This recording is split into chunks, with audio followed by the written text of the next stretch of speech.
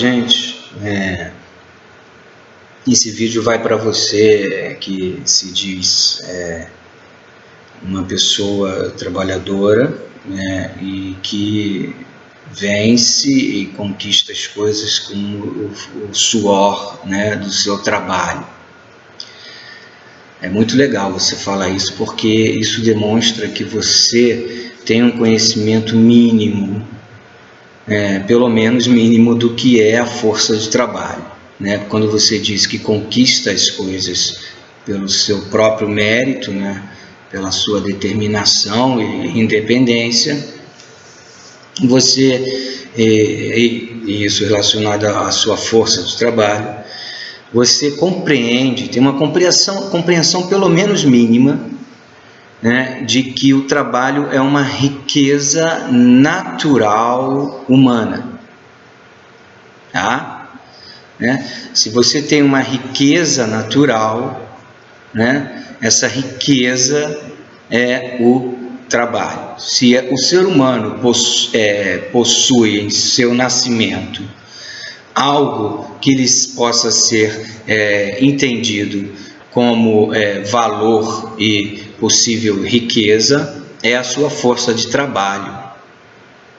Muito bem, se você pensa isso. Realmente. Agora, a questão é: quem dá o preço a esta força de trabalho? Quem? É você? É você que senta em frente ao seu patrão, em frente ao seu chefe, né, em frente ao grande empresário ou médio empresário e diz: eu trabalho isso, faço aquilo e então eu tenho que ganhar 5.000 por mês. É você que decide isso? É você que decide o valor do seu salário? Não, você sabe que não é. O que você tem são possibilidades de escolha, né? Você vai escolher o trabalho que você vai fazer e o quanto que estão pagando por este trabalho. É assim que a sociedade capitalista funciona. Então, se você tinha aquele entendimento inicial de que você tem a sua determinação, né, a sua independência, e que você conquista as coisas única e exclusivamente por você, né, e que isso está relacionado à sua capacidade de trabalho, né, à sua força de trabalho, você tem que avançar mais ainda nesse entendimento. E o avanço está nessa outra reflexão que eu fiz. Tá? Não é nenhuma novidade que eu estou fazendo aqui, eu só não estou citando o nome dos filósofos que já apresentaram isso à sociedade, já há muitos e muitos anos atrás, tá? Mas eu estou apenas produzindo essa reflexão para que você compreenda, né, as coisas como elas são. E estou fazendo isso de forma gradativa, não estou usando uma linguagem mais sofisticada, filosófica, né, porque a filosofia tem esse problema, né, de linguagem, às vezes usa termos já que tem um conhecimento um pouco além, um pouco acima, né, do conhecimento mais comum, tá? Mas, enfim, o que eu estou usando aqui, o que estou fazendo aqui são apenas reflexões racionais, com o mínimo de razoabilidade possível, né? Que é o que falta à população brasileira. Bom, se você compreendeu essa reflexão que eu fiz, você deve estar se perguntando: é verdade? Ou deve estar pensando: é verdade. Eu acredito no meu trabalho, acredito na força de trabalho, acredito nas minhas determinações, vou à rua, pego ônibus, enfrento o trânsito, chego em casa cansado e tudo, mas de fato não sou eu que dá o real valor da minha força de trabalho. Eu estou submetido a escolhas, eu estou submetido ao que o mercado me oferece, posições, cargos e salários. Isso acontece porque existe o interesse da lógica do capital em obter lucro. E uma das maneiras de se obter lucro é na exploração da força do trabalho. Você não vai conseguir dizer que ganha 5 mil para fazer tal, que quer ganhar 5 mil para fazer tal trabalho, porque você pode estar fora da tabela calculada pelo sistema capitalista de quanto que aquele trabalho vale. O valor não é nunca dado por você. Então, esse é o primeiro entendimento de que a sua força de trabalho, na verdade, ela é explorada em conformidade com a visão de lucro. Ou seja, quanto mais trabalho você dá, quanto mais força de trabalho você entrega ao seu contratante, ao seu patrão, ao dono, ao grande empresário, menos eles vão dar valor a isso. Quanto mais lucro você promover a um empresário, você deve receber menos em relação a esta força do trabalho, ao suor do seu trabalho, seja este braçal ou seja intelectual, né?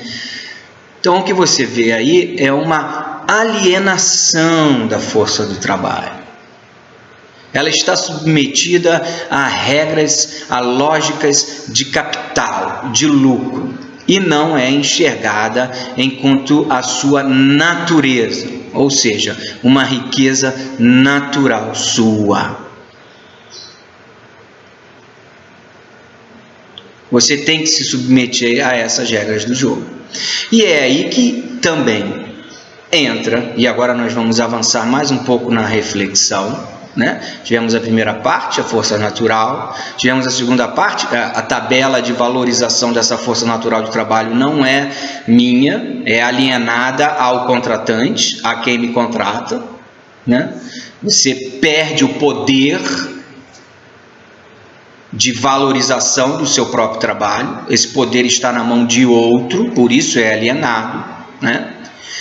E a terceira reflexão mas não é possível que ninguém possa me garantir uma valorização do meu trabalho. Não é possível que não haja um instrumento legal que possa garantir melhor valorização da minha força de trabalho.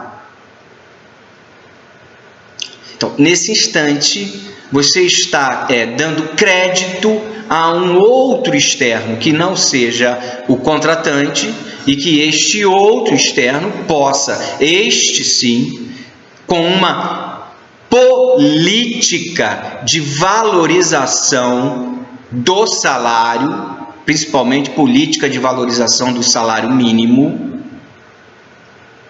tentar garantir a você uma valorização mais justa do trabalho que você vem fornecendo ao seu contratante.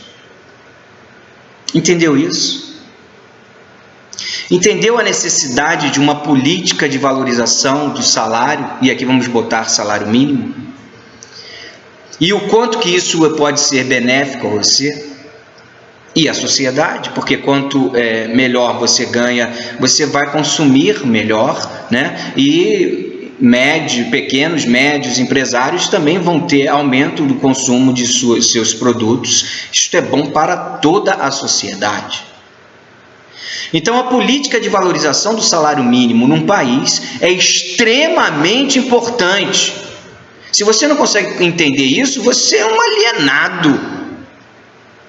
E mais, se você acha que só a sua força de trabalho, que só a sua determinação e a sua independência é o que garante a sua vida, é o que dá sustentabilidade à sua vida, você está sendo ingênuo e está sendo até um pouco burro, está sendo uma pessoa burra.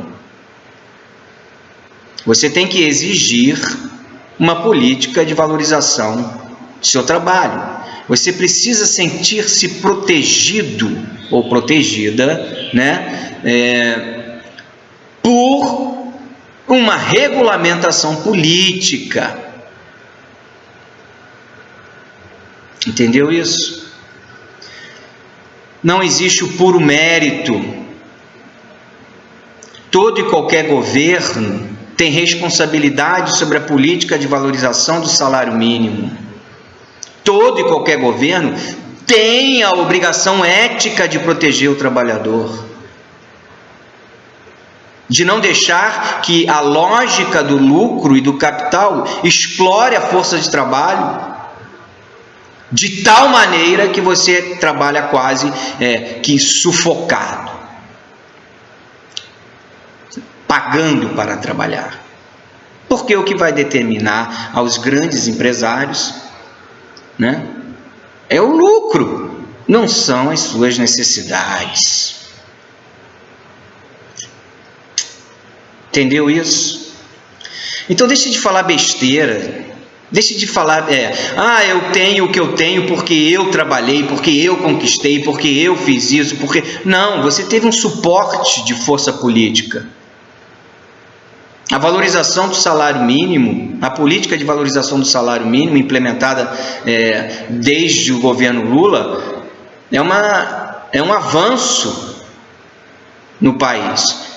E favoreceu e fortaleceu a muitos trabalhadores, embora seja muito pouco ainda. Tem que valorizar muito mais.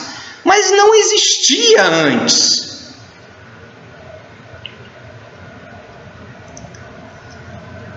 E agora, com esse golpe em processo e andamento, se você é um trabalhador e apoia o impeachment, você está dando abertura ao grupo do Cunha e do Temer para diminuir a política de valorização do salário mínimo. É um dos projetos lá do plano de governo dele para o avanço, para o crescimento do país. Vai estudar um pouco isso, tá? Vou parar por aqui, porque eu acho que já foi o suficiente para você compreender a ingenuidade e a burrice quando você enche a boca para dizer que só depende de mim. Não. Se acaso o golpe se consumar,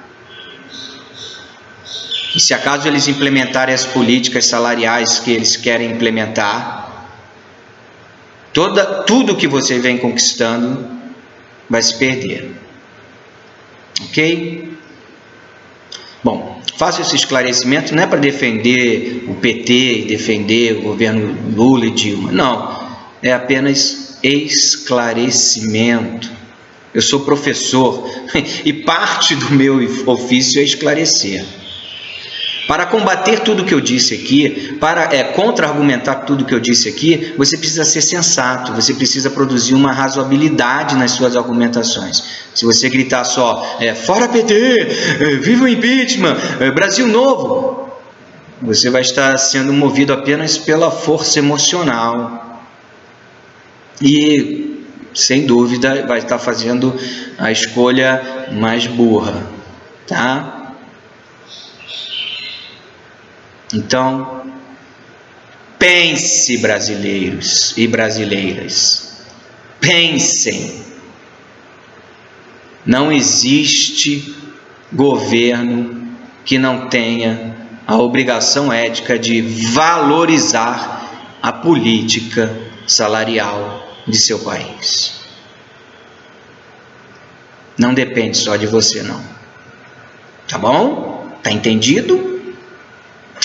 Um abraço e bom dia, ou boa tarde, ou boa noite, seja lá quando você assistiu esse vídeo, né?